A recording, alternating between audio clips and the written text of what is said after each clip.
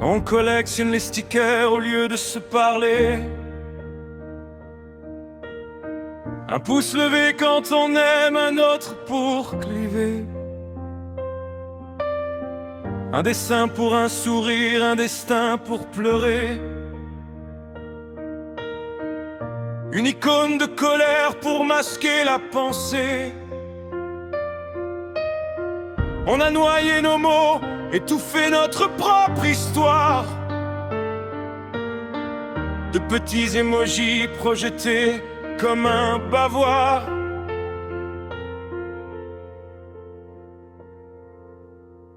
La parole est devenue muette, le dialogue s'arrête. Demandez comment vas-tu devant une statuette. Est-ce que vous me comprenez? Pourtant ce n'est pas compliqué.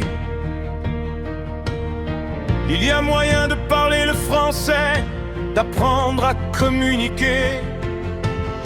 Même entre amis d'enfance, même au sein des familles. Pendant que la parole virevolte et que les cris vacillent. Pour dire un simple merci, un bouton suffit. Et le silence s'installe dans nos cœurs. C'est notre récolte aujourd'hui. On nous a donné la parole pour pouvoir communiquer.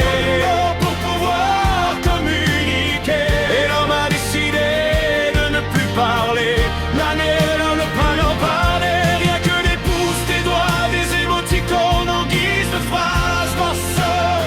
En guise de phrase. Nous sommes vraiment dans une vie déphasée. Une vie déphasée. Sommes-nous déphasés? Et nos déphasés. Pourquoi tant d'années d'école à user les bancs, à apprendre l'orthographe et la grammaire au fil du temps? Du vocabulaire appris pour finir au néant. Un français inutile dans un monde d'indifférents. Complément d'objet indirect, règle et virgule bien placé. Aujourd'hui je vous le vais en complément direct. On nous a manipulés. On déambule dans la rue sans plus rien se dire. Dites-moi ce que toute cette langue a vraiment pu nous offrir. On nous a donné la parole pour pouvoir communiquer. Pour pouvoir communiquer. Et l'homme a décidé de ne plus parler. D'arrêter de ne plus parler. Rien que des pouces, des doigts, des émoticônes en guise de phrase. Ma seule en guise de phrase. Nous sommes vraiment dans une vie déphasée. Une vie déphasée. Oui, sommes-nous cinglés? Sommes-nous déphasés? Pensez à ces jeunes qui révisent leur bac de français,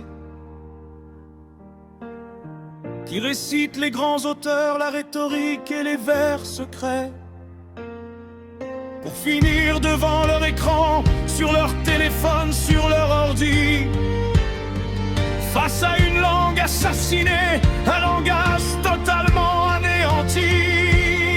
Rien que des icônes, des smileys, des petites figures au fond de nos écrans.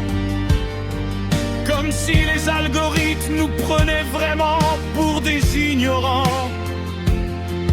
Des émojis partout pour des cons et des connes qu'on façonne. Pendant que la richesse de nos mots s'éteint et ne résonne. On nous a donné la parole pour pouvoir communiquer. Pour pouvoir communiquer. Et l'homme a décidé de ne plus parler. L'arrêt de ne plus parler. Rien que des pouces, des doigts, des émoticônes en guise de phrase. En guise de phrase. Nous sommes vraiment dans une vie déphasée. Une vie déphasée. déphaseux, non, nous déphaseux. Que ce monde est bizarre, ce ne sont même pas des hiéroglyphes. C'est quelque chose qui part en dérive, on n'est même pas sur le Ténérife. Et pourtant on n'arrive même plus à vivre en bonne harmonie.